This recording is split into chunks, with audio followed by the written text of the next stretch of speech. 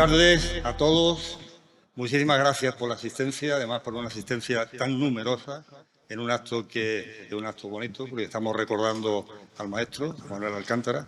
Estamos recordando el día 10, curiosamente el día 10 es el día de su nacimiento, en enero, y sin embargo él falleció el 17 de este mes, o sea que nos hemos adelantado unos días para que nos caiga en Semana Santa.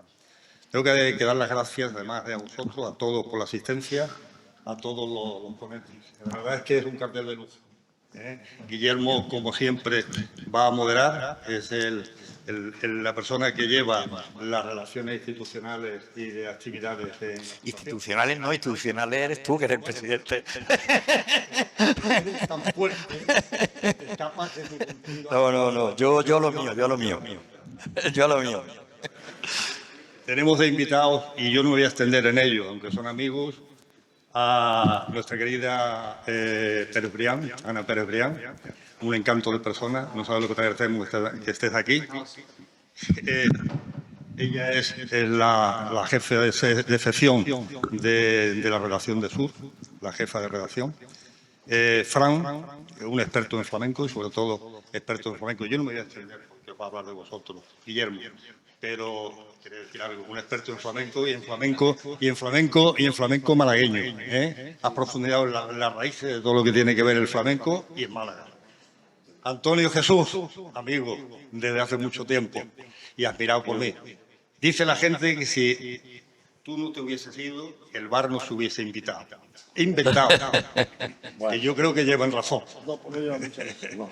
Porque estuve en el proceso de bueno, sigues en el comité de... No, ya... Pues por eso está pasando lo que está pasando. No está. Y Agustín siempre era contigo Hiroshima. Siempre te acompañará Hiroshima. Y todavía estamos pendientes de las fotos de Hiroshima. A ellos y a Nieves... Rosales, que está preparando su espectáculo. A todos, de verdad, de corazón, muchísimas gracias por estar en este acto tan representativo. Deciros que las personas, lo dicen los sacerdotes siempre, mientras son recordadas, están viviendo entre nosotros, viven entre nosotros. Por eso es muy hermoso que nos acompañéis en este acto, que es un recuerdo a Manuel Alcántara. Es una persona que, como estoy diciendo, sigue viviendo y está presente entre todos nosotros. Muchas gracias por la asistencia, de corazón. Bueno, muchas gracias, querido Antonio, presidente de la Fundación, Lola, Marina, mi compañera Marina, que estamos siempre... Marina, que está siempre por ahí perdida, pero Marina, sin Marina no sería posible ni una milésima parte de todo lo que hace la Fundación Manuel Alcántara. Muchas gracias por acompañarnos, a todos, amigos, compañeros de profesión, conocidos de mucho tiempo. Buenas tardes y, por supuesto, quiero darle las gracias al Ateneo, Victoria, Miguel, el Ateneo, que es como mi casa de pensar, de todas las casas que tengo. No tengo muchas, 2 o 3, pero una de las que más quiero es el Ateneo, porque es mi casa de pensar. Siempre me he sentido aquí querido, valorado y libre, que son, yo creo, 3 cosas muy importantes vinculadas al Ateneo.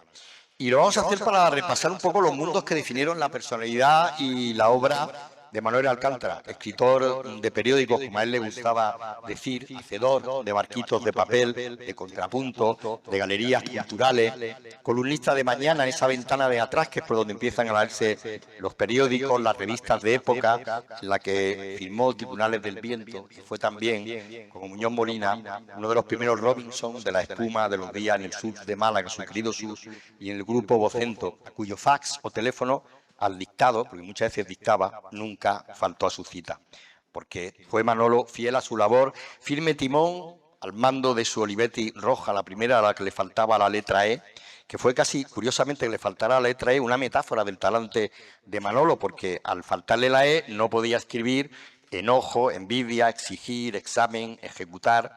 Luego, como la cambió al estar manca por una blanca, sí que tenía una E, y en esa Olivetti pudo escribir y dejar constancia a Alcántara de su elocuencia, su elegancia, su eficacia y su estilo. Al maestro decano del columnismo, además de reflexionar por escrito sobre el cuadrilátero de la realidad, fue testigo de la isla del ring, de los gladiadores con guantes de 11 onzas y sobrenombres de antihéroes, de sueños en blanco y negro en aquellos barrios donde la infancia estaba siempre sin asfaltar. el boxeo, las crónicas de hormiguero social, consideraciones en alerta sobre la política, de lo que sucede, acerca de naufragio o travesía de lo cotidiano y sobre la angustia del hombre, que él se preguntaba sobre lo cotidiano. Con un café en la mano y en la otra el periódico, a veces en la Cosmopolita, porque ya sabéis la tendencia malagueña, ¿no? Si iban a la Cosmopolita a leer Alcántara y el Sur, por 2 cafés, en lugar de comprar el periódico y tomarse un café. Él también fue un gran hombre vinculado al flamenco, en la hondura de su poesía, los temas habituales de sus columnas de 33 renglones a 60 espacios, leídas en 3 minutos, justo lo que dura un asalto, y en los cuales Manolo, más que juego de pierna, utilizaba juego de palabras, regate en corto, pegada fuerte, y tenía ese estilo espontáneo y alegre de la bulería que en ocasiones se acerca a la soleá, como veremos con Francis. Sobre ello vamos a hablar con estos invitados a los que le tengo mucho aprecio. Ana Pérez Brián, apreciada compañera de oficio, periodista del Diario Sur, redactora jefe, donde su labor desde hace más de 25 años, ya vamos haciendo camino, ha estado vinculada como editora y redactora a las áreas de cultura, de local, secciones de política municipal. Desde 2020 hace unos audios muy interesantes dedicados a la historia de Málaga y también hace una charla en torno a eso en el Centro Cultural de la Malagueta. Es Ciudad de Málaga de periodismo y también es accesis de uno de los premios más prestigiosos que hay en el mundo del periodismo, que es el Francisco Valdés. Antonio Jesús López Nieto, admirado presidente del Unicaja, este año campeón de Copa, o sea, todo un logro. Nos alegramos siempre con los éxitos del Unicaja. Árbitro de Primera División de España desde 1988 hasta su retirada en 2003. Árbitro en la Eurocopa, en un Mundial, así como en gran números de enfrentamientos de la Liga de Campeones y de la Copa de la UEFA. Y desde 1993, Antonio López Nieto consiguió algo que yo no sé si otro compañero tuyo lo consiguió, tener 5 premios Gurucetas seguidos, prácticamente, ¿no? Luego hubo un espacio, yo creo que fuiste el único, ¿no? Exacto, ¿eh? O sea que eso dice mucho de la calidad y de la sapiencia de Antonio Jesús López Nieto. Agustín Rivera. Agustín, también apreciado compañero, doctor en periodismo y profesor de la universidad, escribe en El Confidencial desde 2009, premio también Ciudad de Málaga de periodismo y recientemente del premio Chávez Nogales, que también es uno de los premios más prestigiosos, autor de libros como El Cortijo Andaluz y el reciente Hiroshima, testimonio de lo último superviviente, y autor junto a Teodoro León Gros de un libro estupendo, Manual Alcántara, la edad de oro del boxeo, 15 asaltos de leyenda. Bienvenido, Agustín. Francis, hacía mucho tiempo que tú y yo no nos veíamos desde Málaga en flamenco, prácticamente. Periodista también, y aunque suene a repetición y tan extraño, tantísimo, en esta profesión y en el gremio de los afectos, en los que hay muchos callejones de atrás, también apreciado compañero. Como ya decimos, apreciado, y en nuestro gremio los aprecios no son siempre tanto. Yo lo conocí cuando era un redactor de cultura de un periódico que salió con mucha ilusión, El Correo de Málaga, luego estuvo en El Mundo, responsable en su día del proyecto Málaga en Flamenco de la Diputación, autor también de libros sobre el bailador El Carrete de Málaga, una de las grandes figuras del baile, sobre Camarón de la Isla y recientemente sobre y Picasso recordaba el flamenco. Y si queréis conocerlo más, lleva un estupendo blog, El Castillo, en inglés, que merece la pena seguir. El broche a esta mesa lo pondrá Nieves Rosales, también admirada y querida bailarina, coreógrafa, directora, profesora fundadora de la compañía Silencio Danza, con la que ha logrado numerosos premios y reconocimientos como el Premio Lorca de Teatro Andaluz, como mujer intérprete de danza contemporánea y con obras repletas de magia como Contadora de Garbanzos, Cartas del Desasosiego sobre el epistolario de Pessoa, La Furia o recientemente Salvaje. Ella, cuando terminemos nuestra mesa, con su duende de aire, traducirá a su baile unos poemas elegidos de Manuel Alcántara. Pero antes de la danza, vamos a entrar en danza sobre Manolo Alcántara.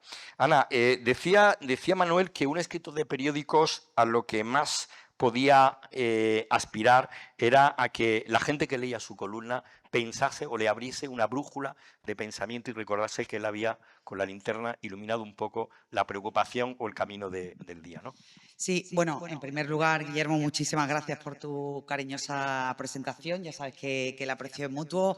Lola, Marina, amigos de Alcántara, yo creo que todos admiradores, por supuesto, gracias a la Fundación, Antonio, por invitarme, por contar conmigo. Para mí es un honor, primero por venir a hablar del Alcántara articulista, ¿no? Me siento tan pequeña al lado de este tema, y después porque lo traté, lo aprecié y, bueno, tenemos muchísimas anécdotas en el periódico con el maestro Alcántara, ¿no? Que siempre se definía además como poeta y articulista. Él Siempre, jamás siempre. renunciaba, y yo creo que su manera de ver el mundo, y entro en tu pregunta, pues tenía mucho que ver también con el oficio de poeta y después con el traslado a los periódicos, ¿no? Él empieza con las letras y tú me decías cuál era esa manera de alumbrar el camino, ¿no? Y yo creo que ahora vamos a hablar de deporte, de poesía, de articulismo. Yo creo que al final todos esos prismas no se pueden separar de la figura de No, no, Alcántara, no están ¿no? enhebrados, Entonces, además. en el caso, por ejemplo, del articulismo, más allá de su visión irónica, lúcida, rápida, rapidísima de la realidad, porque es que hay que recordar que Alcántara escribía absolutamente todos los días, de lunes a domingo. Daba igual que fuera vacaciones, que paraba el Viernes Santo, el día de Navidad y el día de Año Nuevo. Si hubiera podido, porque no había periódicos, Sí. pero si hubiera podido, lógicamente hubiera vuelto a mandar el artículo. Entonces, en esa visión tan rápida de la realidad, yo creo que le aterrizaba mucho también el oficio de poeta, y muchos de esas reflexiones lúcidas del mundo que veía, porque él decía que era, lo tengo aquí, era ese transmisor de los anales de las 24 horas, que representa el día que al final contamos los periodistas. Bueno, pues yo creo que estuvo muy vinculado también con ese oficio, y muchos de los artículos eran casi poesía, ¿no?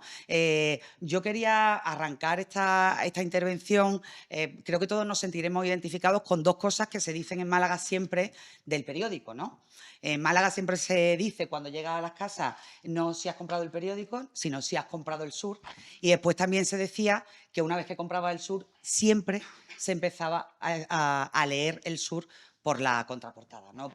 Bueno, pues por esa ventana de atrás, por ese cuarto de atrás que tú muy bien decías que era el artículo del maestro Alcántara, ¿no? Entonces, bueno, por dar cifras que casi abruman, decía que Alcántara escribía absolutamente todos los días. Estuvo 60 años al pie de esa actualidad y ha escrito más de 20.000 artículos. Podemos imaginar lo que representa eso.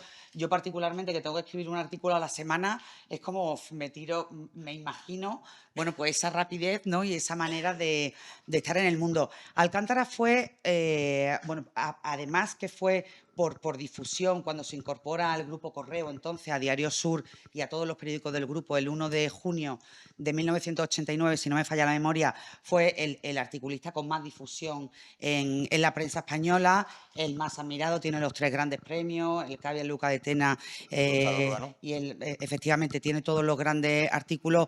Bueno, pues como te digo, él no faltaba nunca a su cita con los lectores, ya fuera antes de Diario Sur, desde el Ya, desde La Riva, desde un montón de periódicos de marca también, de pueblo.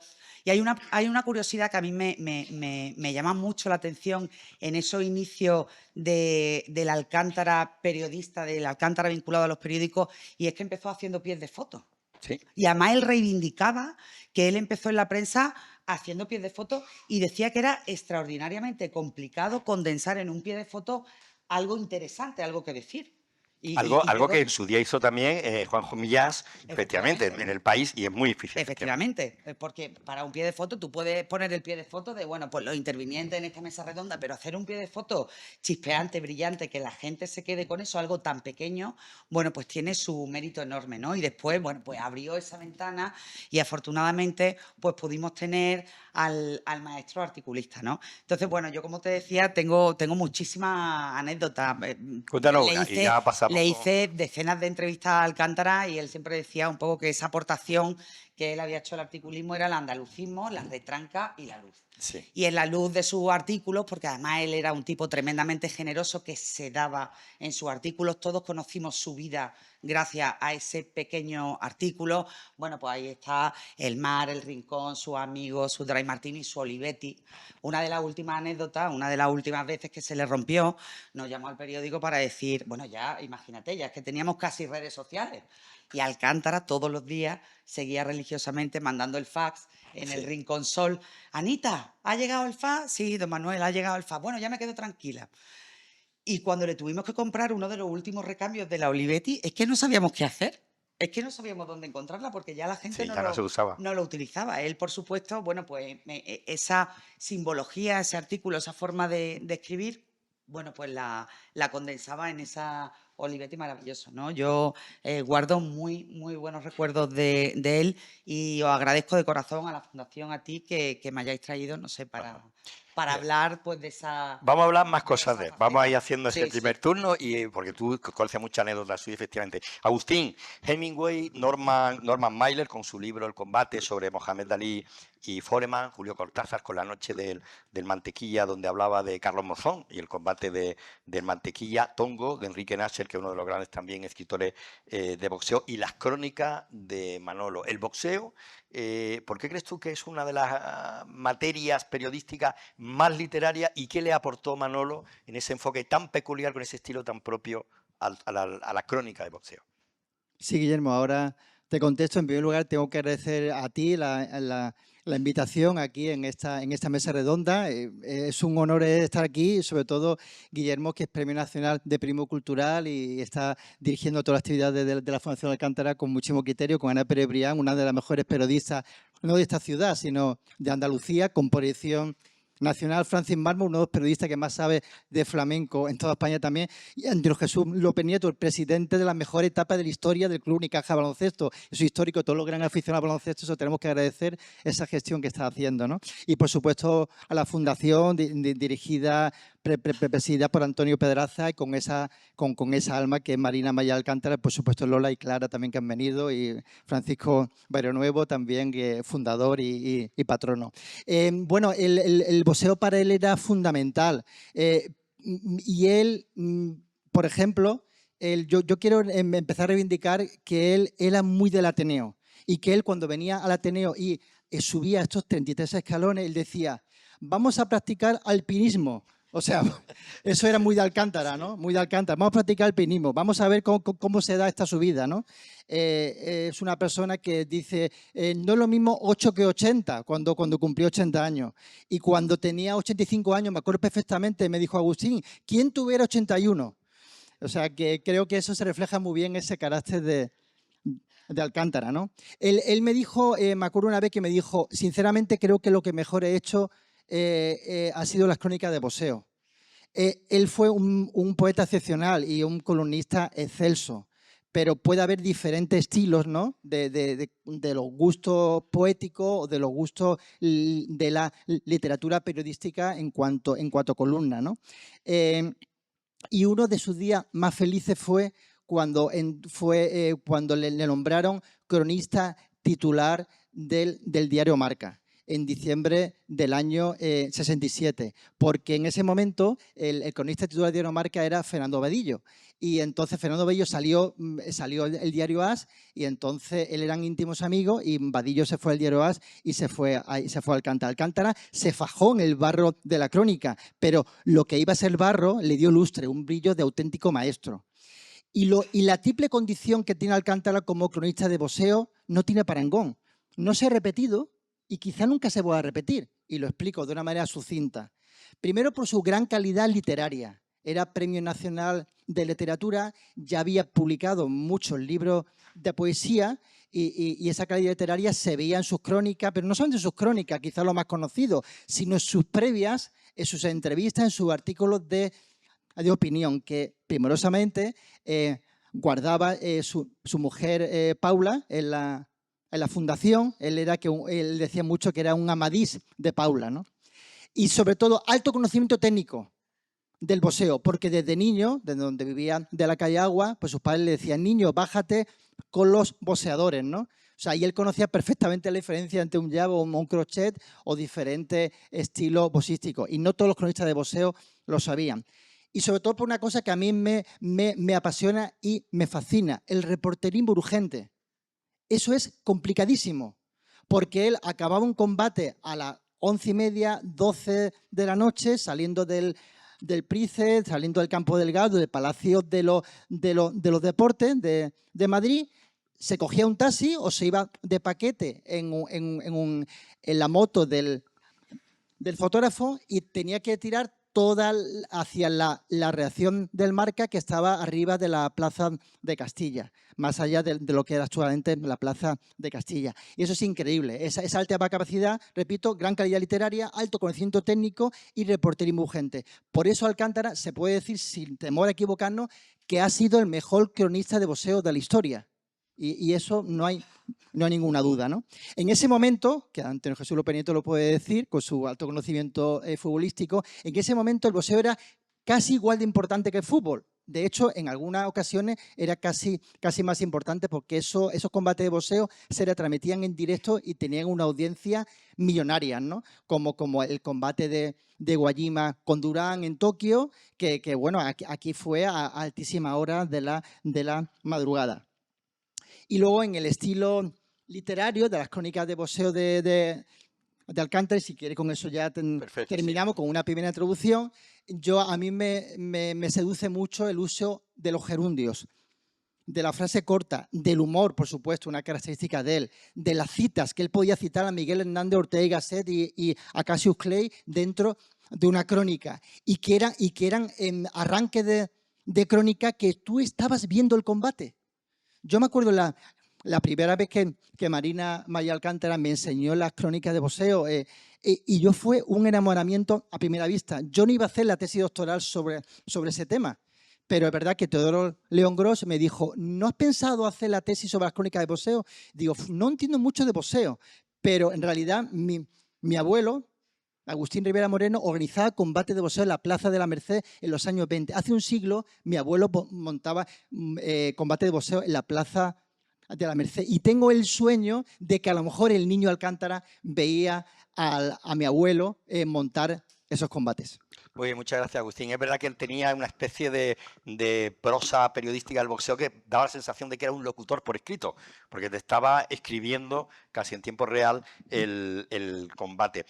Los tres, tanto Ana como tú, habéis hablado un poco de esa calidad del lenguaje que tenía Manuel y Antonio en el tema del fútbol. Tú recuerdas aquella época gloriosa de aquel primer estudio estadio con un jovencísimo Matías Prat, donde él estuvo de colaborador con Garci, con Di Stéfano, en el que él dijo un día una frase que yo me acuerdo que me la apunté rápidamente con ese tono suyo de el fútbol es un ajedrez en movimiento, ¿no?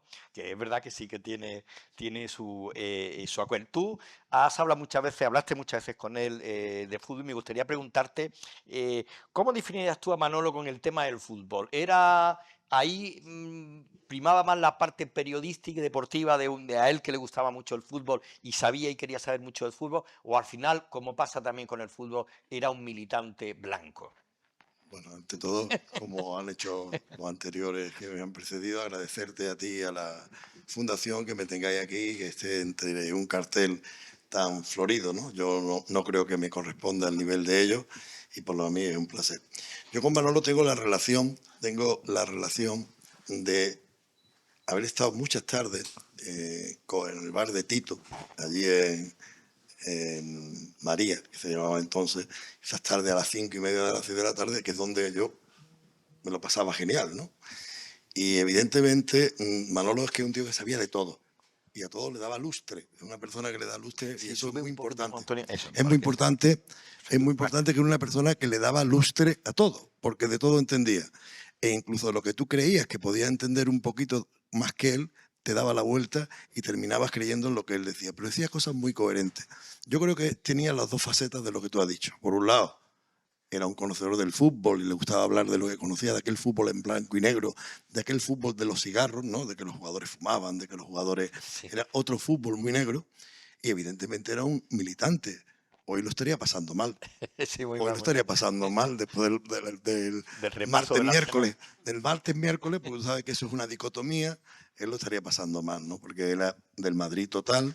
En aquel programa con Garci coincidió mucho con un personaje que él siempre hablaba mucho cuando hablamos, que era Alfredo Di Stéfano, que era uno de los grandes iconos del fútbol mundial, del Madrid. Un personaje difícil, ¿eh? Y era raro. Era bronco, era un hombre bronco. Era raro y sin embargo tenía una buena relación con Manolo, sí. Porque Alfredo Di Stéfano no hablaba con cualquiera y de fútbol menos.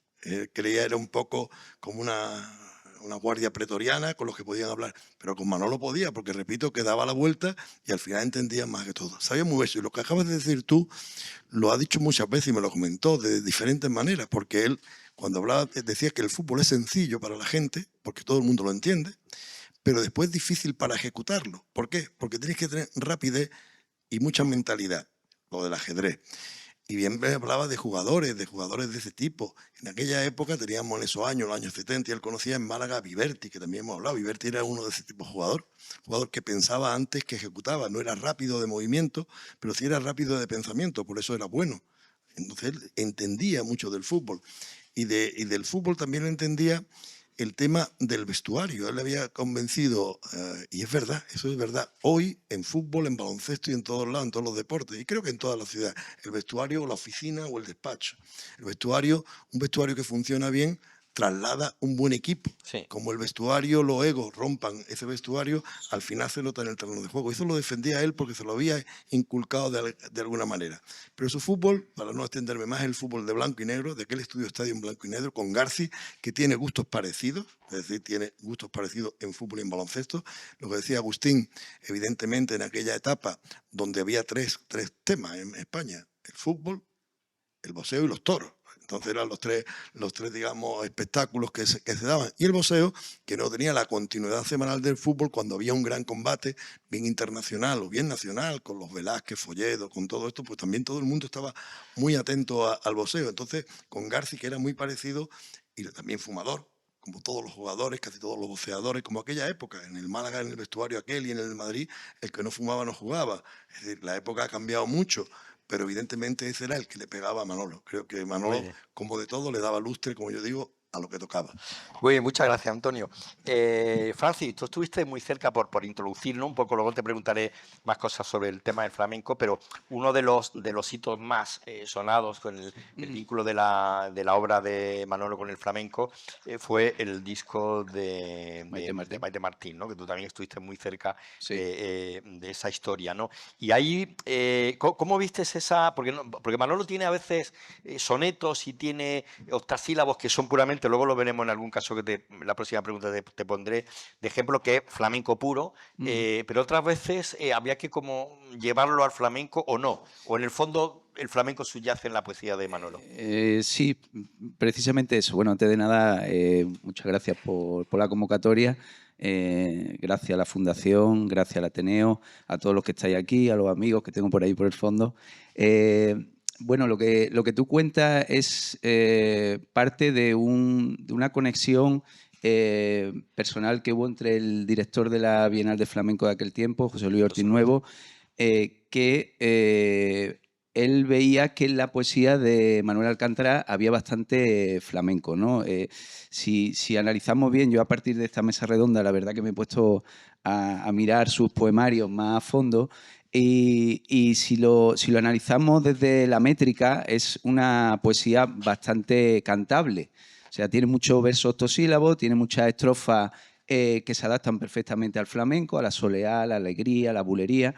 Y al fandango en alguna que otra. Fandangos también. Él yo creo que cuando escribió también en muchos casos pensando en que fuera popular. O sea, tenía esa, no sé, se llevaba como la sociabilidad de su parte periodística, se la llevaba también a algo muy íntimo y a la vez a su parte más profunda, en la que se mostraba un Alcántara quizá más metafísico, incluso yo lo he llegado a denominar existencialista, ¿no? Porque él se acordaba mucho en su poesía de su niñez y de todos los traumas de la guerra de aquel tiempo, y tú lees la poesía suya y es verdad que hay un regusto amargo. En cambio, su artículo y su faceta más conocida es muy positiva, muy enérgica, ¿no?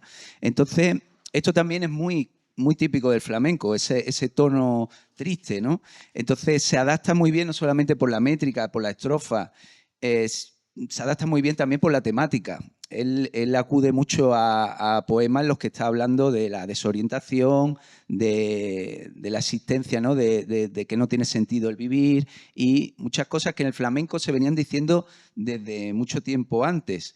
Él, de alguna manera, es un producto de su tiempo, es un niño de la guerra y está muy cerca en la línea de otros poetas de su tiempo, como José Ángel Valente, como Gil de Viedma, no, Caballero Bonal, ¿no? Caballero Bonal, Félix Grande, todo esto, que de alguna manera tienen esa secuela, ¿no? Entonces, tú lees su poesía y no es solamente que tenga como una cuarta parte de su poesía que sea totalmente cantable. De hecho, hay un poema en el que él dice que él no tiene madera ni de santo ni de barca, sino de guitarra. Exacto.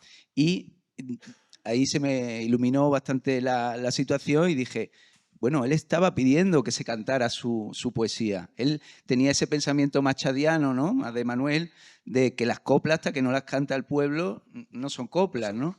Entonces, recogiendo lo que me decía al principio, hubo un momento en el que esta persona, ¿no?, José Luis Ortiz Nuevo, el director de la Bienal del 2007, pensó en que debía ser cantada su poesía y pensó en Maite Martín. Yo creo que es un grandísimo acierto porque es una personalidad muy especial que le venía muy al pelo a Manuel Alcántara. De hecho, yo creo que sería difícil meterlo con otros cantaores, pero ella, por sus vivencias también, además le tocó que en el momento que hizo aquel espectáculo, que luego fue disco, que lo hizo en Nardal, en el pantano del Conde del Guadalhorce, ella estaba que se le había muerto su madre. Sí. Entonces, lo que decía Manuel Alcántara en su poesía, a ella le llegó muy profundamente. Y ella ha dicho cosas muy fuertes sobre Manuel Alcántara. Ha dicho que es un poeta tan reconocible o tan importante como Lorca, que no sabe por qué en el flamenco no se canta más a Manuel Alcántara. Y es algo que se tienen que apuntar los artistas malagueños flamencos y los flamencos de fuera de Málaga, porque quizá es la faceta más desconocida de Manuel, pero está ahí, sí, está ahí y hay que rescatarla, ¿no? Y básicamente... Muy bien, le hicieron un homenaje, no sé, creo que fue en Coín, a mediados de 2009 o 2010, Sí. con poemas, pero ninguno se atrevió a cantarlo. Ha habido cositas sueltas después de Maite. Recuerdo a Isabel Guerrero, una cantadora de Fuengirola, que también le hizo un espectáculo. Sí. Y luego ha habido gente que ha versionado ese disco de Maite, que yo sinceramente pienso que es un disco redondísimo, que coge sus mejores poemas y además traza como todos los temas principales de Manuel están ahí, porque también están los poemas que habla de Miguel Hernández, de la pérdida de Miguel Hernández, también se acuerda de otros miembros del 27, es decir, tiene como conciencia social y conciencia política también del momento en el que está, y a la vez también tiene esa intimidad trágica, ¿no?, de él, de contar cómo arrastra ese trauma, ¿no?, de la guerra. Entonces, pienso que engancha perfectamente. Yo, por ejemplo, veía el comienzo de ese tema suyo tan conocido de Por la mar chica del puerto, andan buscando los buzos, la llave de mi recuerdo. Hay una soleá la soleá de la Serneta que dice, fui piedra y perdí mi centro y me arrojaron al mar. Al cabo de mucho tiempo mi centro vine a encontrar. Es muy parecido. Él está totalmente, todo el rato hablando de eso, de una desorientación, de un no encontrarse a sí mismo, de esa pérdida de esa infancia que le robaron, ¿no?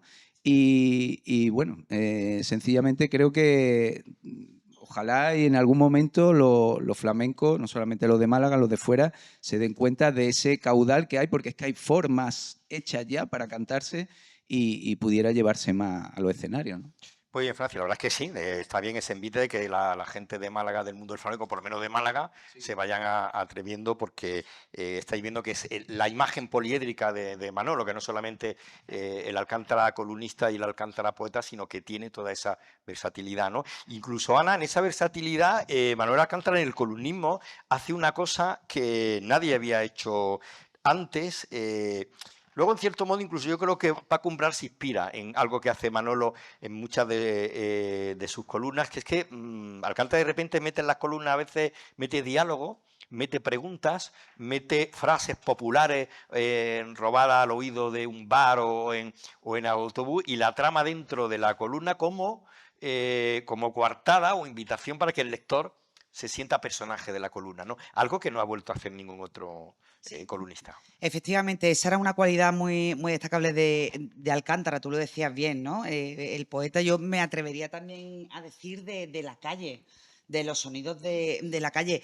Y lo dices bien, esa manera que tenía de invitar al lector para que entrara en su artículo y llevarlo de la mano, porque yo creo que una de las cualidades que a mí me fascinaban de Alcántara y que yo creo que los lectores valoraban mucho, porque si hay algo también en lo que todos estamos de acuerdo, es que Alcántara era un articulista que gustaba a los jóvenes.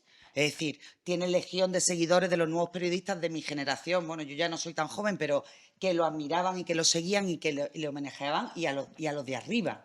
Es decir, y después a los lectores en general. Alcántara, como te digo, te llevaba de la mano por su artículo por un detalle que no sé si somos conscientes, porque Alcántara escribía para ti. Exacto. Alcántara no escribía para él. Y eso se nota perfectamente en los artículos de opinión de determinados articulistas. Son formas, ¿no? Son maneras de escribir que se nota perfectamente cuando escriben para él, cuando, siendo un hombre profundísimamente culto, lo decía antes Agustín, lo ha dicho Antonio, lo ha dicho mi compañero Francis, siendo un hombre profundamente culto que en un artículo pequeño o en una crónica de urgencia de boxeo, lo mismo te mezclaba Unamuno con Machado y con Cassius Clay, en el artículo no intentaba imponer por encima de todo esa cultura apabullante que tenía. Simplemente la dejaba en bandeja, te llevaba de la mano y bueno, y era una delicia su artículo. No eran paseos cortos en el que tú sentías que eso estaba escrito realmente, eso pues para ti. Sí, incluso tenía esa vertiente como de teatro, porque de repente hay columnas suyas que tiene dos diálogos o que mete una frase en medio como huida en una escalera y que te dice, claro. Bueno, pues pienso y sigo. Exacto, ¿no? Y sigo subiendo por esa escalera de los 33 escalones o de lo que fuera. Exacto, bueno, muy bien, Ana. Efectivamente. Agustín, Manol escribe sobre el combate entre San José y Leoquín, dice Manuel, era negro como el betún, como su porvenir, como algunas conciencias. En otro dice, acerca de Urtain, estaba roto, desarbolado, pretendiendo aspirar por la boca el aire mezclado con nubes de nicotina. Todos sabemos que el boxeo siempre ha sido uno de los géneros dentro del cine, pero leyendo las crónicas de Manolo Enmarque, las que seleccionasteis para el libro, a veces uno dice, ¿es Manolo Alcántara o es Howard Hughes como guionista de cine negro sobre el boxeo, ¿no? Porque tiene una capacidad de atmósfera de cine tremenda, ¿no? Sí, tiene una capacidad de atmósfera increíble y él se notaba cuando tuve la suerte de ver 2 o 3 combates de boxeo con él. Me acuerdo uno con Manolo Rincón en Torre del Mar y fue un combate pésimo, ¿no? Como diría el maestro, ¿no? Y entonces él al final del combate dijo, esto se ha parecido remotamente al boxeo. O sea, entonces, y eso fue increíble. Y él tenía muy claro en dónde se quería situar. Él nunca se situaba en primera fila, porque decía que en primera fila pues había demasiado despiste, le gustaba estar en ringside fila 2, porque ese fue el título, por cierto, el cintillo de muchos de sus artículos en el diario Marca, ¿no? Y otra particularidad es sí, la nicotina. La nicotina era fundamental. Para él, por supuesto, el BN, el sabor que vence, ¿no? Como decía la publicidad de los 80 y 90, ¿no? Y para él era muy importante. Y cuando ya no se podía fumar dentro, dice, pero esto qué es, ya el boxeo ya no es lo que era, ¿no? Y luego, aparte la atmósfera esa, aparte del tabaco, él siempre tenía muy clara una cosa. Él sabía cuando veía a un boxeador salir del ring, dice, ese boxeador se acaba de duchar. Dice, eso es un error. El boxeador tiene que subir al ring sucio, sin duchar desde hace 2 o 3 días y tiene que salir peleado contra la razón, porque si sale duchado, relajado, entonces eso no sirve para nada, ¿no? Y bueno, la verdad es que una cantidad de anécdotas increíble, pero claro, ese conocimiento que tenía técnico del boxeo, también de los boxeadores, ¿no? También de los boxeadores, porque había conocido, había entrevistado a esas figuras. Alcántara, afortunadamente, ya es conocido por sus crónicas de boxeo, por su articulismo un poco menos, de boxeo, digo, claro. Pero creo que el género de la entrevista, que es un género que todavía no está bien analizado, es fascinante, porque en esas entrevistas el boxeador, el entrevistado, le pregunta a Alcántara y Alcántara contesta. Entonces, claro, en ese momento, y Alcántara salía en todas las entrevistas, o sea, su fotografía, Y Alcántara, por ejemplo, se va a cubrir un combate de Ali con Evangelista en Los Ángeles y Alcántara sale su foto en la escalilla del avión despidiéndose en Barajas. Alucinante, o sea, en la portada de Marca. Con eso quiero resaltar la importancia de absolutamente estrella del periodismo. No era que hacía unos combates de boxeo, como he dicho antes, que era una de las cosas más importantes que había en España junto a fútbol, sino que era una auténtica estrella, ¿no? Y con el ejemplo de lo de Umbral es verdad, ¿no? Yo creo que Umbral y Alcántara tienen mucha relación y que yo creo que cuando uno ve el estilo de Alcántara, hay mucho umbraliano, pero creo que hay casi más alcantariano en la obra de Umbral de lo que parece. Sí, claro, como tú mismo has indicado. Sí. Tenía otra cosa ahora que que Antonio Jesús dijo lo de los toros, ¿no? Tenía algo, Manolo, también con el boxeo que tenía Matías Prats con los toros, ¿no? Matías Prats, yo tuve la suerte de alguna vez estar con él, porque mi mujer le hacía toros con él en la cadena COPE, y cuando salía el torero, Matías ya anticipaba lo que iba a hacer o no el torero en la plaza, y Manolo con el boxeo muchas veces también anticipaba el resultado del combate por lo que veía, ¿no? Ese periodismo de gabardina y de humo un poco que sería casi de cine negro, ¿no? Antonio, tú que eres un hombre del fútbol, del baloncesto, de Málaga, el Málaga como deporte es una bandera en ti. Manolo también tiene columnas muy curiosas sobre el fútbol. Hay una que dice, cuando vengo en Madrid me gusta ir a ver al Málaga ganar algo difícil porque está en primera, ¿no? Va con un espíritu un poco derrotista. Tiene una columna que es una de las que a mí más me gusta, hablando de Breitner, del jugador del Real Madrid, que dice, es un tipo que solo se pone un número a la espalda los domingos, y hace una columna sobre el compromiso social y casi político de Breitner, muy innovador en su época. Sería casi ahí un poco, Antonio, ¿no?, el precursor de ese periodismo deportivo que mezcla lo literario y o la filosofía que hacen ahora, por ejemplo, Valdano o Manuel Joaoy, ¿no? Sí, yo creo que sí, evidentemente, porque él no podía abdicar de lo que era. Es decir, tú eres lo que eres y escribes de cualquier cosa, pero al final queda tu sello, y él tenía un sello peculiar. Cuando venía a Málaga, es cierto, él no era malaguista, él quería que el Málaga ganara, evidentemente, pero era malaguista de segunda, que eso lo hemos discutido en más de una ocasión. Él era blanco y entonces venía con cariño a ver al Málaga. Pero más que el Málaga tiene una parte de blanco, una parte blanca. de la camiseta, él ¿no? del Málaga, de lo que más me hablaba era de cuando pequeñito él vio la construcción de la Rosaleda, y me dijo que estuvo en el partido inaugural de pantalón corto como los jugadores. Me dijo además, yo estuve de pantalón corto como los jugadores, porque tenía un niño y entonces teníamos pantaloncito corto, y él estuvo allí en la Rosaleda del año 20 y tantos, que fue cuando se inauguró la Rosaleda. Evidentemente sus crónicas de fútbol, yo es que lo había leído en Marca, porque bueno, yo era un ávido lector de periódicos deportivos y de todo. Antes ha nombrado a Agustín Fernando Vadillo, que era un magnífico periodista deportivo, yo creo que era el que tenía, y efectivamente Manuel Alcántara va a Marca, que Marca era un potencial más importante, aparece en aquel momento, pero Marca era el diario deportivo de España, y yo he visto esto cuando los combates de Evangelista, los combates de Urtain lo siguió mucho porque fue una figura, digamos, prefabricada, y Manolo siempre lo decía, ¿no? El tema y sus crónicas, independientemente de que hablaran de lo feo de Urtain, eran bonitas leerlas. Yo las leí siempre, las crónicas, las de fútbol, y es más, yo compraba el periódico por él, de verdad por él. Yo era un fiel seguidor de lo que decía, y me ha gustado mucho lo que ha dicho Ana, que escribía para ti, y ahora mismo hay mucho engolamiento, hay mucha gente que escribe para él, y eso es algo, para el lector es algo tedioso. Es decir, que la gente que escribe siempre para él, que está en posición de verdad absoluta, y él no le hacía falta. Él jugaba, repartía juegos, todo lo que repartir juegos, y a todo el mundo decía, oye, qué bueno es. Sería un libro ¿no? Un antiguo libro. Un libro. Breitner era un jugador, Breitner, que es el que tú me has gustado, era un jugador de compromiso. Pues claro, era un jugador de compromiso social porque no era la tipología habitual en el Real Madrid. Breitner tenía unos pelos así, sí, un poco acaracolados, y no era la tipología del jugador que le gustaba a don Santiago Bernabéu, que era puro, peinadito, con el trajecito, ¿no? Pues fue de los primeros que llegó de esa manera.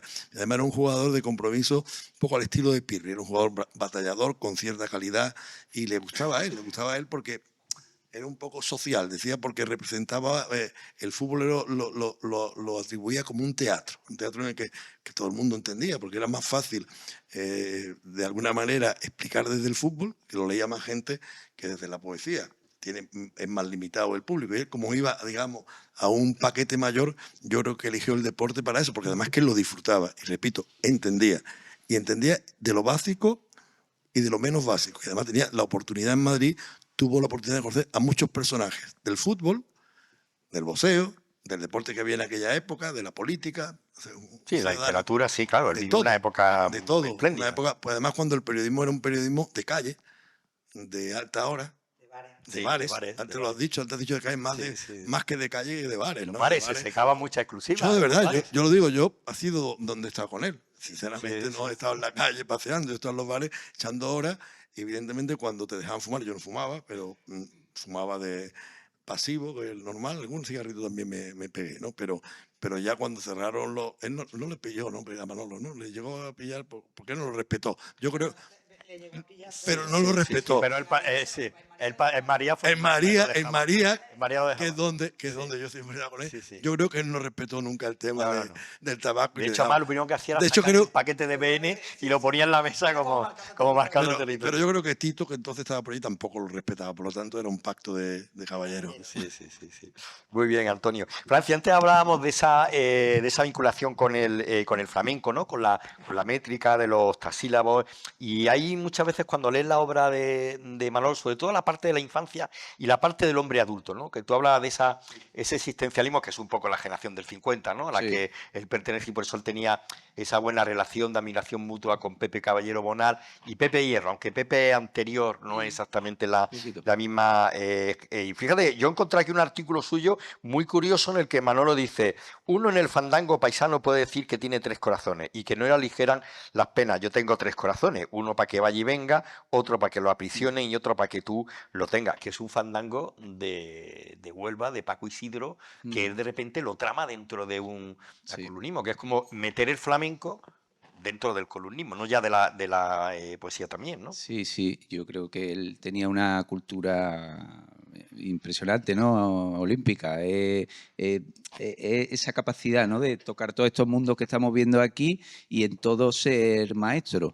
En cuanto a lo de saber de fandango y meter letras de flamenco o hacer sus letras inspirándose en el mundo del flamenco, yo creo que también, igual que Madrid le abrió mucho las puertas del mundo del deporte, sobre todo para ganarse la vida por ahí, también creo que aunque no fuera muy nocturno, los tablaos en aquel tiempo en el que él estaba en Madrid eran bastante importantes. Estaba Villarrosa, estaban los canasteros a principios de los 60, y él de alguna manera tiene que tener los ecos de ese tiempo. Además, el mundo del disco se desarrolla mucho en ese tiempo y los cantadores flamencos tienen muchísima más popularidad en ese tiempo que ahora. Y había unas grandes figuras, ¿no? que estaban pegando muy fuerte en una época, se puede considerar, si no la dorada, la de plata del flamenco, y él le tiene que llegar también esos ecos, esa popularidad de toda esa gente que anda por allí, y yo calculo que en más de una ocasión tendría que estar en algún sarao, si estaba de tertulia por allí, ¿verdad? Tendría que en algún momento darse el que pudiera haber una juerga flamenca, ¿no? Y él estar muy cerca porque es que tiene un dominio tremendo de la forma del flamenco, y él, en la manera de expresarse, en la manera de, eso que decía Ana, del andalucismo, ¿no? No solamente el flamenco, yo iría también a la copla, ¿no? Está muy presente en su manera de escribir, esa capacidad de llegar de manera sintética, de llegar muy fácil al corazón del pueblo, ¿no? A la gente común. Esa también era otra cualidad muy importante de él, ¿no? Y yo creo que el flamenco eso también lo tiene, ¿no? Ese hablarle a cualquiera, ¿no? Yo creo que por ahí él también conectaba mucho con esta música. Yo creo que es su música, ¿no? Probablemente el jazz, ¿no? Y probablemente el flamenco por su arraigo andaluz, y entiendo que en esa nostalgia también de Málaga, que la ve a la distancia, también le tenía que tirar mucho. Y supongo que por aquí pues también trasegaría mucho por los lugares que había. La Peña Juan Breva sería también, en algún momento, sería un lugar suyo. Y bueno, lo que estaba diciendo al principio, me parece que es un poeta que es recuperable para muchos cantadores y que está ahí, que es que tiene muchísimas canciones en su canciones, cuando digo canciones, digo letras preparadas para ser cantadas por Soleá, y luego, eso por ejemplo, la mayoría de las canciones están en el embarcadero del 58, Sí. pero es que luego en la última época, en el 85, 92, con Este verano en Málaga, ahí también tiene muchas formas clásicas del flamenco, y es un poeta que está pidiendo eso, ¿no? Que se le cante. Así que, bueno, pues sirva también estos encuentros, ¿no? Para reivindicar eso de él. Muy bien, Francis. Os voy a hacer una pregunta a Agustín y Ana, porque tiene, tanto en el tema del columnismo como en el boxeo, hay dos columnas y dos momentos fundamentales en la obra de Manuel como columnista. Es cuando matan a Caparrós, y escribe esa famosa columna que dice: se llamaba Manuel, tenía 19 años y era de Málaga. Le han asesinado de un balazo por la espalda, que suena también como al principio de la novela de Jim Thompson, por ejemplo, ¿no? O en el caso de Agustín, la que escribe a la muerte de Rubio Melero y se retira, ¿no? De repente son dos columnas donde aparece otro Manolo Alcántara. En la de Caparrós aparece un Manolo Alcántara que se gana una reprimenda y un desafecto, aunque él nunca fue un columnista, un periodista político, pero sí que en ese momento de plena transición toma un posicionamiento, porque es un principio brutal, y con el mundo del boxeo también es una crítica dura al final del boxeo, ¿no? Ana, y luego Agustín. Sí. Bueno, yo creo que uno de los secretos precisamente de que Manuel Alcántara estuviera 60 años a pie de columna y que llevara 20.000 artículos a su espalda es que no era un articulista militante, pero era una persona que se mojaba profundamente y que esos principios no los cambiaba. Y quien quisiera leer en sus columnas, a veces con más distancia o dependiendo de la época, pero sí que es cierto, yo recuerdo aquella columna la estudiamos y ahí se ve el Alcántara profundo, que también hablabais vosotros de antes de la poesía, ¿no? Ese juego de la vida y la muerte, pero a mí me gusta insistir en eso, en que Alcántara era un articulista que no era militante y además yo diría que en su manera crítica de ver el mundo y de analizar el mundo en esas 24 horas era una persona bastante indulgente. Pero cuando era necesario, por eso llamaba tanto la atención ese tipo de tiros, de disparos desde su artículo, ¿no? Sí. Y yo creo que llama... los podemos seleccionar, podemos hacer una selección de 20 y 30 artículos donde realmente él dice, no, es el momento, bueno, pues de poner pie en pared y de entrar de lleno, daba igual lo que le costara. Daba igual lo que le costara. Por ejemplo, una de las anécdotas de sus primeros pasos en periodismo fue cuando él deja el periódico Arriba porque echan a Ramón Gómez de la Serna, ¿no? Dice, yo no puedo estar en un periódico donde no tenga cabida mi amigo Sí. Ramón. Entonces, bueno, esa lealtad, esa militancia, esa indulgencia, pero ese sólido, esa solidez en los principios, yo creo que forman la columna vertebral, y nunca mejor dicho, de su manera de estar en el mundo y su manera de interpretar el mundo en 24 horas, ¿no? Muy bien, Ana. Agustín.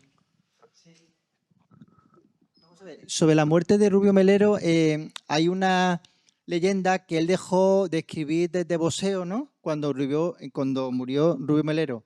Es verdad que fue su penúltima crónica, fue su penúltima, porque luego él estuvo, la muerte de Rubio Melero fue en Madrid el 18 de febrero del 78. Y él en mayo de 78 escribe su última crónica, un combate sobre Tony Ortiz.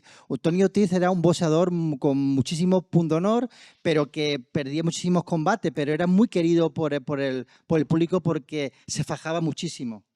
Entonces, él cuando ve el cuerpo casi inerte de Rubio Melero, dice, salió en camilla, después de estar muchos minutos tendido en la lona. Estaba como muerto. Un crochet zurdo en contra, explota la mandíbula de Rubio, que se desploma. Era el momento cuando se levantó de tirar la toalla del rincón. El público lo pidió. Roberto Duque se degañitaba reclamándola. Modestamente, este cronista gritó lo que pudo. No voló la toalla. Tampoco al árbitro le pareció suficiente. Se reanudó la pelea, un tremendo derechazo de Francis y el caos. Un caos que no sé si va a ser eterno. Creo que aquí, en este arranque de crónica, se refleja también lo que ha dicho Ana, que ahí se moja Alcántara, porque él incluso reconoce que él obvia o deja a un lado que él es un cronista, que él es un testigo directo de los hechos, y él se degañita como escribe para intentar que el árbitro pare el combate. Pero él también no deja de contarlo. Es lo mismo que muchos corresponsales de guerra. Dice, oye, veo a niños muertos, a niños moribundos, ¿qué hago? ¿Lo cuento o ayudo? Bueno, pues a lo mejor puedes ayudar, pero al mismo tiempo contarlo, ¿no? Tienes que contarlo, porque su función era contarlo, ¿no? Y luego él sigue escribiendo en el diario Marca 3 años más, hasta el año 81. Lo que pasa ya solamente artículos. Y coincide con con Cassius Clay, o sea que, bueno, que luego fue Ali, pero él siempre le llamaba Clay, le gustaba llamarlo por su nombre original, cuando ya se retira. Y entonces esos artículos son muy interesantes porque es un Alcántara anochecido, es un Alcántara muy melancólico, de lo que el boxeo ya no es lo que era, y no es porque ya era un poco mayor entre comillas, tenía 40 y muchos o 50 y poco, sino él desde siempre, desde que tenía 20 años en su poesía, él siempre está hablando de la muerte, él siempre está hablando del paso del tiempo, y el boxeo no iba a ser ajeno tampoco a ese estilo. Muy bien, Agustín. Antonio, tú has sido árbitro, voy contigo. ¿O quieres añadir algo ahí? Sí. Sobre las muertes que le marcan, es curioso también que, por ejemplo, Maite Martín, en el disco este de Alcántara Manuel, dos de las personas que aparecen con su nombre particular son Manuel, hay un poema a Manuel Altor Aguirre, Sí. y hay otro a Miguel Hernández. Él está contando que cuando él era un niño, murió Miguel Hernández y él no lo supo, no lo supo más tarde. Entonces está de alguna manera haciendo una crítica directa al momento que vive, ¿no? Y si no recuerdo mal, ese poema está escrito durante el franquismo. Sí, 70 y poco, sí. Y luego lo de Manuel también es como reivindicar la figura de un exiliado malagueño, paisano suyo, y en ese sentido a mí también me ha sorprendido por eso, ¿no?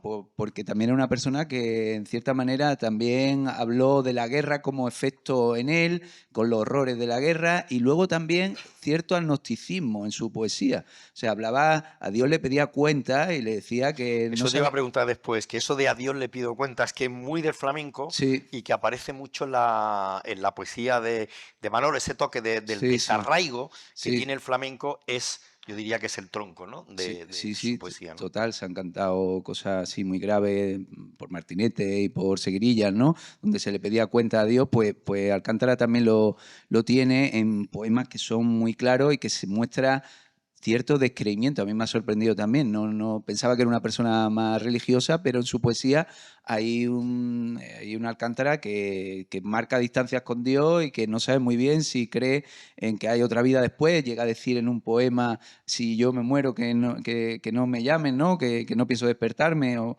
algo así. Y en ese sentido es también curioso, ¿no? Podemos tener una imagen. Yo cuando me dice Ortiz Nuevo en su momento, oye, Manuel Alcántara, vamos a rescatarlo y tal, yo como poeta, yo pensaba, y tengo que reconocer mi ignorancia, ¿no? Que era un poeta que estaba ya como descatalogado y que ya pues no tenía mucho sentido cantarle ahora, pero en ese sentido, como los grandes poetas, es eterno y además era un poeta que en su tiempo también dijo cosas, ¿no? Que hay que reconocerlo.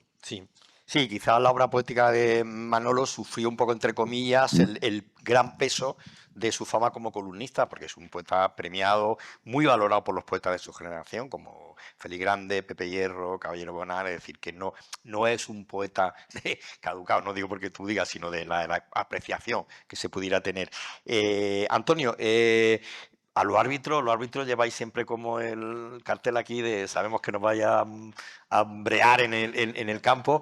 Hay columnas de Manuel, hay dos que son soberbias sobre esa figura. Una en la que dice, por fin los árbitros se alivian de luto, que es cuando pasasteis, ¿no? A vestir otros colores en el campo. Y una terrible que habla mucho de lo que decía antes Ana, la retranca que tenía Manolo, decía, el árbitro es un pobre que corre rodeado de 22 millonarios y siempre hace el papel de malo. No sé yo si en esa faceta tú llegaste a tener alguna anécdota divertida. Bueno, no, de árbitro no hablamos, ¿eh? Bueno, me respetaba como árbitro y a lo mejor esas opiniones las tenía, pero no falta de razón. Es decir, cambiamos el negro, que a mí me gustaba más, ¿eh? Que quede claro. A mí también. A mí me gustaba más que hablamos por los colores. Yo tuve viví esa faceta, del negro pasamos ya al rojo, al azul, al amarillo, teníamos que coincidir con los equipos, pero el negro yo creo que daba un lustre, además te hacías más delgadito y demás, era, era como mejor, ¿no? Pero además no tenías complicación, siempre ibas vestido igual. Y evidentemente que un pobrecito ahora ya menos. Ahora ya hoy en día en el fútbol moderno el árbitro tiene un sueldo, digamos, importante, un sueldo que a lo mejor rodeado de los 22 que hay arriba, pues no, es de pobre, pero en el mundo de los comunes, pues un sueldo importante. Lo que pasa es que en el mundo del deporte profesional las cantidades son desorbitadas y lo decía Manolo, es real. El árbitro, además, en esas categorías importantes, tenía entonces los partidos de fútbol que se televisaba uno el sábado en blanco y negro y lo veía todo el mundo, pues evidentemente tenía una responsabilidad porque tenía una notoriedad, sobre todo en el error, porque el árbitro cuando acierta pasa inadvertido, pero el error es lo que queda en tu trabajo. Tú puedes tener 99 aciertos y el error es el que queda. Y es muy duro porque es un error que continuamente te lo están reprochando. Y luego, además, hay cosas que no son error y se interpretan como error, porque el fútbol, el deporte, se ve desde el punto de vista subjetivo de cada uno. Es decir, tú cuentas un partido y lees un periódico, por ejemplo, periódicos locales, tengo ejemplos, ¿eh? Yo me acuerdo de haber arbitrado un partido en Alicante, y de pronto, pues, era un Elche, en Alicante, no, en Elche, pero era el periódico de Alicante. Un Elche-Celta, partido, estaba yo en segunda división, para ascender y tal, y ganó de penalti el Celta 0-1 en Alicante y tal. El diario de Alicante, la crónica del periodista, ponía, me acuerdo, de las pocas que yo nunca he recordado, no he sido muy malo, pero para aquella sí me acuerdo perfectamente. Pésimo arbitraje, provocador, al público, que tal, igual, pues salió con la almohadilla, que ya había almohadilla en los campos y tal, salió protegido por la fuerza pública. El Faro de Vigo, impecable, impecable, muy valiente, no dejándose en ningún momento de influenciar por la grada. Entonces, claro, ¿qué es? ¿Impecable o pésimo? Es decir, el punto de vista siempre es muy... Pero Manolo no creo que fuera un hombre crítico con los árbitros en general. Yo creo que para él, la impresión que me dio, era una figura para él enternecedora, como diciendo, dentro del mundo tan difícil que es este, como en ese aspecto, ese aspecto de bondad que tenía a la hora en general, aunque cuando había que sacar, digamos, la bandera la sacaba. Sí, era ustedes, sí. La yo creo que al árbitro lo consideraba como diciendo un pobrecito, pero en el buen sentido de la palabra. Sí. No lo consideré nunca como un pobrecito, como diciendo un pobre desgraciado. No, lo entiendo de esa manera. Tú sabes que hay, Antonio, tres profesiones de las que todo el mundo entiende, ¿no? Que es la de todo el mundo es periodista, todo el mundo es árbitro, todo el mundo es entrenador y todo el mundo es médico. O sea, en otras no. Pero los periodistas están ahí en desventaja. Los periodistas están ahí en desventaja. Porque árbitro no es todo el mundo. Opinan del arbitraje. Opinan del arbitraje, pero no es árbitro todo el mundo. Y los médicos no es todo el mundo. Puede opinar de la medicina. Pero en el periodismo hay más intrusismo. Es decir, en el periodismo, no, es que puede ser cualquiera. Yo he ejercido de periodista. Yo soy licenciado en Filología Hispánica, pero yo he ejercido de periodista. Yo he trabajado en varias cadenas nacionales, he trabajado en televisión, he trabajado opinando de lo que entiendo, de fútbol, de deporte, pero evidentemente hay mucha gente en las redacciones que son expertos en otras materias y ejercen de periodistas. Hoy en día de los grandes comunicadores de este país, hay gente que no es periodista, que es médico, por ejemplo, y digamos, camino. Es decir, que el periodismo ahí tiene tenéis más posibilidad de intrusismo que el resto. El otro puede opinar, todo el mundo puede opinar, como puede opinar de un cocinero, pero no eres cocinero. Tú opinas de que la comida está buena o mala, pero no eres cocinero. De un árbitro puede opinar que es muy malo, pero no eres árbitro.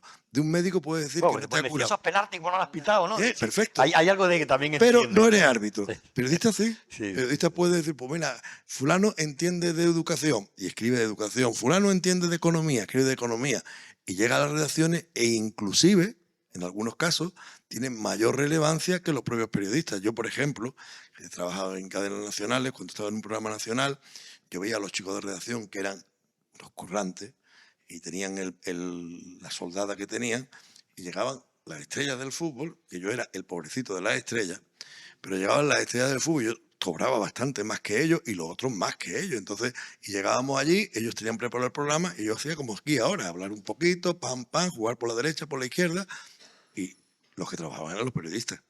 Pero al final, lo que quiere es la comunicación, y la comunicación no es exclusiva de los periodistas. Bien matizado.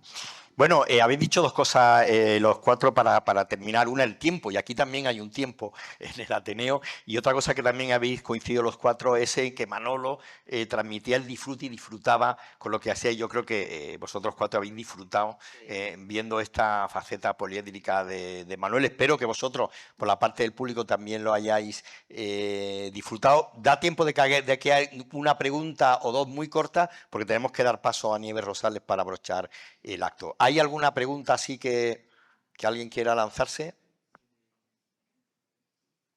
Luego ya sabes, cuando termina todo el mundo te coge fuera a preguntar. Bueno, pues sí. ¿Quieres preguntar? Micrófono hay para... Si no, Manuel, de pie y proyecta. ¿Me escucha? Sí. Había hablado... Un momentito.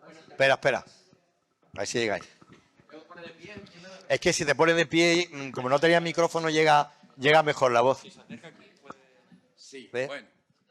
Buenas tardes, enhorabuena a la Fundación, enhorabuena a mi querido Ateneo por acoger este tipo de actividades, enhorabuena a los contertulios. Y yo voy a decir lo que me contó Manolo Alcántara en las tertulias, que yo he visto muchas veces amanecer con Manolo Alcántara, muchas veces en pescadería, en el Rincón. Y nos contó en una tertulia que cuando fue a ver a Legrá a la India, pues vio cómo se morían de hambre los niños y las vacas sagradas paseando. Y entonces creó el poema. No digo que sí o que no, digo que si Dios existe no tiene perdón de Dios. No digo que no o que sí, digo que me gustaría que Él también creyera en mí. Yo no le guardo rencor. Si lo encuentro alguna vez, nos perdonamos los dos. Muy bien, muchas gracias.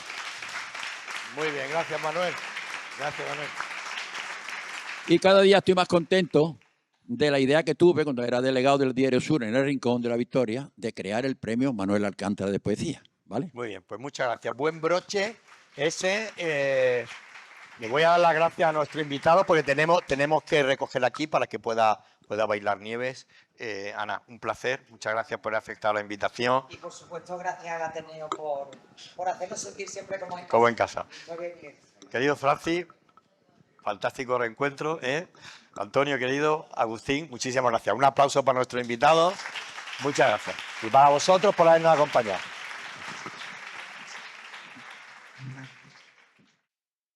Listos para ¿se escucha bien? Sí. Estamos listos para el broche del acto. Ha salido en la mesa que Manuel Alcántara podríamos denominarlo como nuestro Machado de Málaga, porque también Manuel hablaba para adentro y le preguntaba al campo, en su caso el campo del mar, sobre esa raíz de la infancia, del amor y de lo hondo del tiempo, que al fin y al cabo es lo que también nos define a nosotros. En la poesía de Manuel hay ecos juanramonianos en los paisajes, en su manera de hablar del paisaje, en esa tristeza y melancolía que hay en algunos de sus versos. Tiene también la delicadeza del verso, de la métrica, de esa musicalidad que hacía Alexandre, y tendría también el desarraigo, como hemos dicho antes, de su amigo Pepe Hierro. Yo creo que con la destilación de ese diálogo de Alcántara con sus amigos y sus maestros emerge esa obra existencialista suya, ese estilo tan peculiar, ese concepto de la poesía como conocimiento del ser humano, de su tiempo y de ese diálogo con la angustia y con la nostalgia de la infancia, su manera de afrontar el vértigo del tiempo y lo que él dice, escribir las memorias de mi olvido. Escribió Manolo: somos tiempo, el tiempo es nuestra materia prima. Marcel Proust ve a un amigo muerto y dice: el tiempo ha huido de él. Estamos hechos de tiempo. Borges dice: el tiempo es un tigre que me devora, pero yo soy ese tigre. Son maneras suyas de dialogar con los maestros y que él plasma en esa poesía donde está el amor, el tiempo, el poeta, la identidad, el niño que se abre, que se hace hombre. Sobre todos esos poemas hemos hecho una selección para que una bailarina como la que os comenté al principio, Nieves Rosales, haga su propia traducción de la poesía a la poesía del baile. Os dejo con ella y con su magia. Nieves, adelante.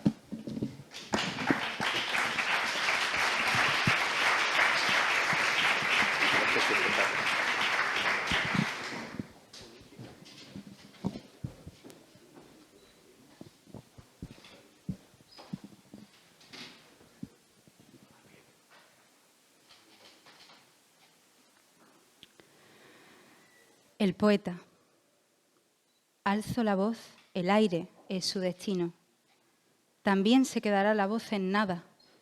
Recuerdos del tamaño del rocío. Olvidadas memorias de mañana.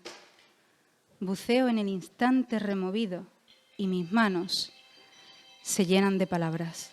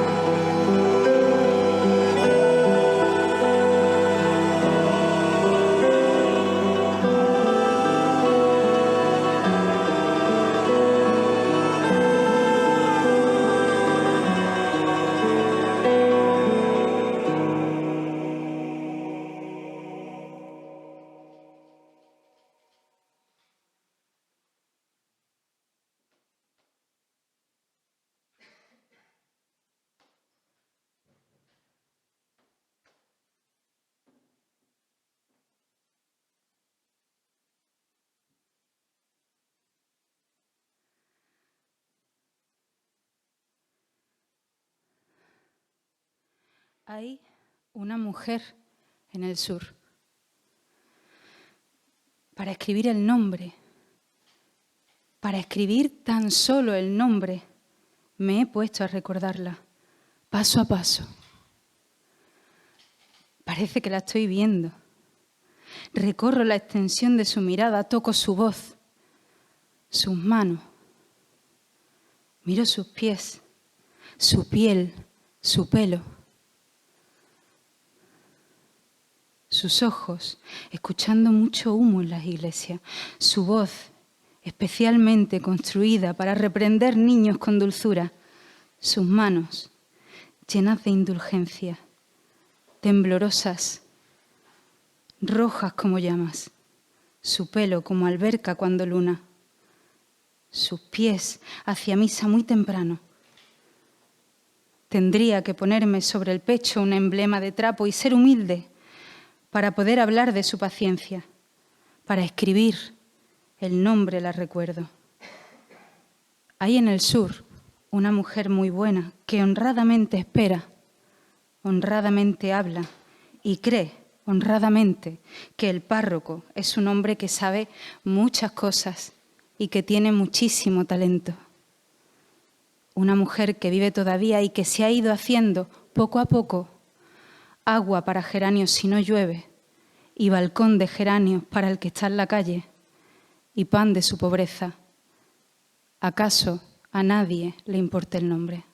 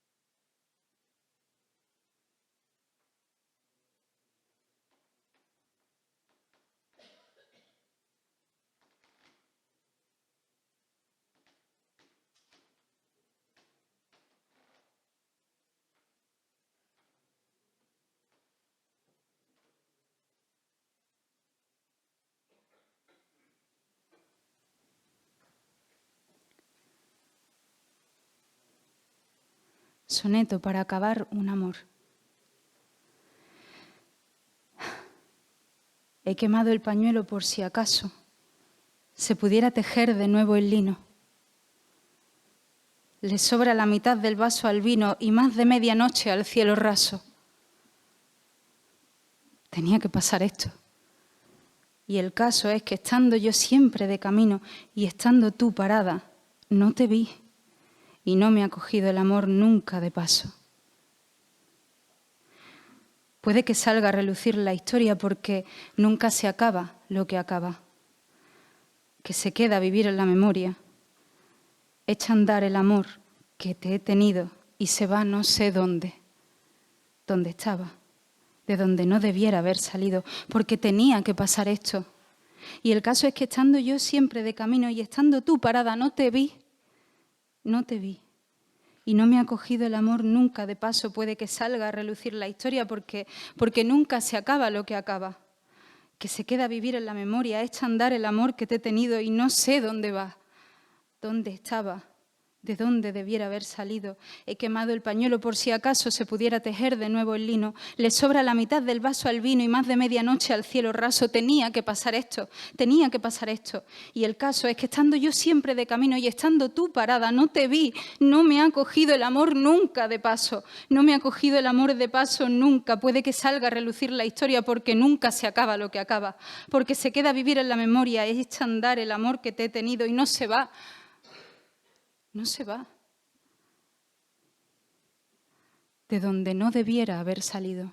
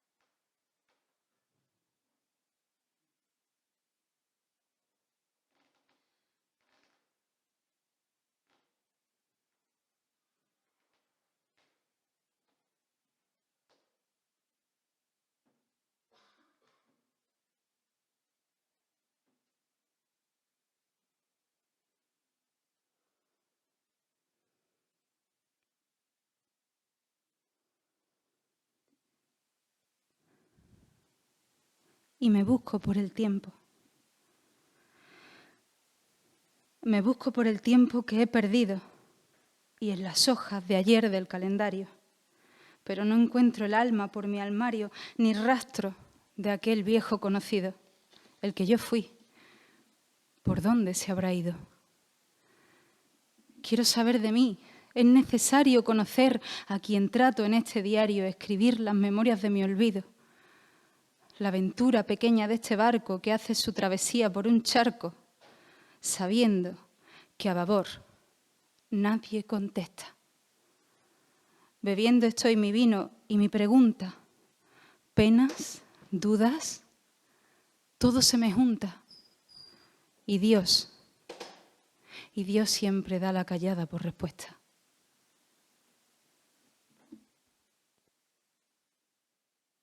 Nadie me avisó más tarde o más temprano, supusieron que lo aprendería.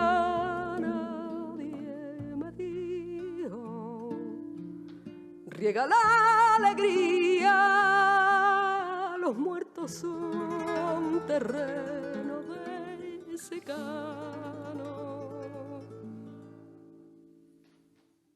Todo lo que me importa está lejano. Si yo hubiera sabido que venía, yo juro que viví. Yo que sabía, no me hubiera ganado por la mano. Me dijeron vivir a quemarropa. Siglo XX acordaron en Europa, en Málaga en enero y en Manolo. Todo lo dispusieron, hambre y guerra. España dura nos vivía tierra y mare y luego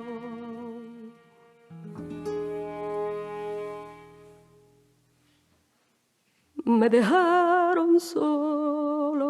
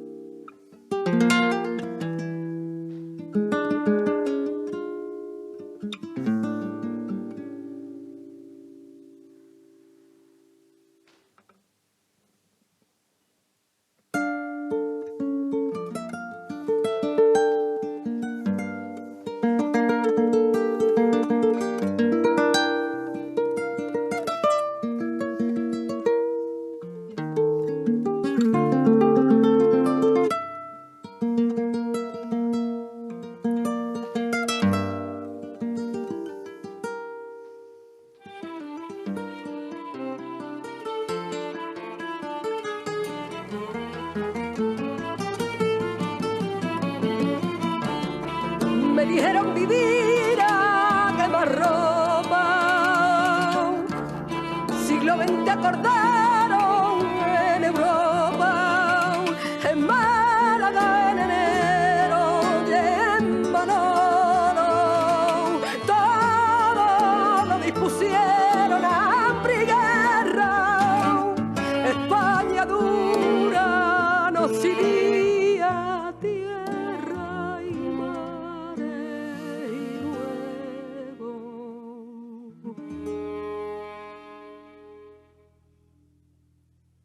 me dejaron solo.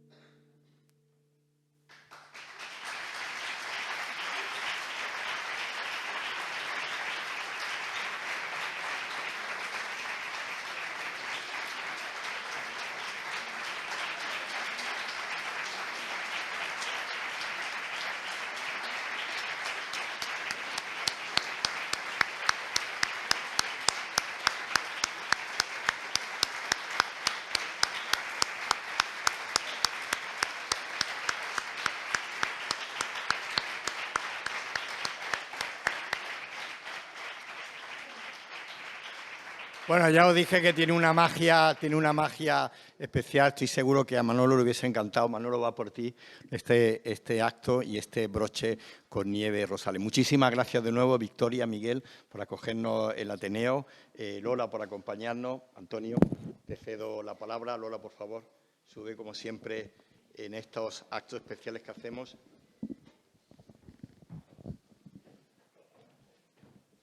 Luego os pediré de nuevo que subáis con Nieves para hacer la foto de familia. Lola, espero que hayas disfrutado.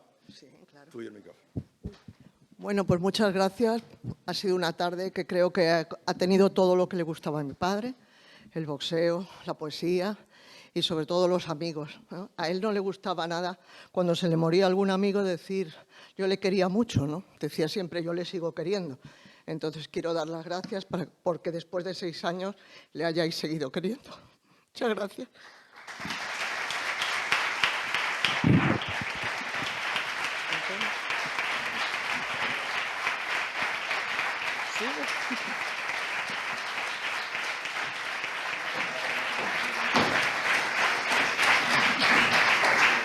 Gracias, Lola. Yo quiero repetir el agradecimiento a Miguel y a Victoria por hacer de esta nuestra casa. Quiero hacer una mención especial a nuestro querido Paco Barrionuevo, porque en él empezó esta fundación, que lo que pretende es mantener vivo el recuerdo del maestro. Y a todos vosotros que habéis llenado la sala, muchísimas gracias de corazón. Yo quiero hacer también un pequeño inciso para felicitar a los que han actuado bajo la batuta de Guillermo. Ha sido un acierto.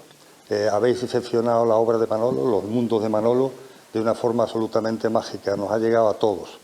Y además, muchos no conocíamos, incluso estando en la Fundación, cómo se podían exprimir tantas facetas del maestro. En este grupo que habéis, de alguna forma, formado los 4. Tanto la persona de Sur, yo tengo que decir, de Ana Pérez Brián, que además de ser un encanto, eres una persona que siempre nos ha tenido presente en la Fundación. Decir también que para Manolo el Sur y el Grupo Pocentro ha sido una cosa especial y nos llama la atención que en este mundo en el que nos estamos moviendo y a pesar de la competencia que existe entre los medios locales, tanto de la opinión como de Málaga Hoy, hemos tenido siempre la misma repercusión y la misma atención, y eso es algo significativo, también de todos los medios de la provincia de Málaga. Yo creo que todos se han aunado siempre para mantener viva la imagen del maestro. Y yo quiero reconocer de forma específica a esos otros medios donde no ha trabajado el maestro tantos años, han sido 40 años que ha estado en el Grupo Pocentro, cómo lo tratan con el mismo cariño que lo puede estar tratando Sur. Pero que todo eso es muy significativo. Lo que pretendemos es que una persona que ha sido tan importante en Málaga, que ha dejado tanta huella, fijaos esa última página de Sur que decía Ana, que la gente empezaba Sur por detrás durante tantos años. La huella tan profunda que este hombre ha dejado en los lectores, en la trayectoria suya en este grupo. Por favor, que eso no quede en el olvido, que sirva para que se le recuerde siempre a una persona tan entrañable como esta.